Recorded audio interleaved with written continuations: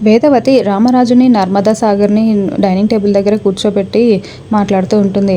అంటే అన్నానంటారు కానీ ఏంటండి అందరూ అంత సైలెంట్‌గా ఉన్నారు. ఈరోజు మన ప్రేమ పుట్టినరోజు కాబట్టి పాయసం చేశాను అందరూ తినండి అని బౌల్స్‌లో పెట్టి తింటూ ఉంటుంది. ఇంకా రామరాజు చాలా సీరియస్‌గా ఇంకొకసారి వీడు ఉన్నప్పుడు నాకు వాడి ముందు నన్ను కూర్చోమని చెప్పొద్దు బుజ్జమ్మ. నాకు వాడిని చూస్తేనే తేరులో జల్లులు పాకినట్టుగా అనిపిస్తున్నాయి. వీడు ఇలాంటి తప్పు చేస్తాడా?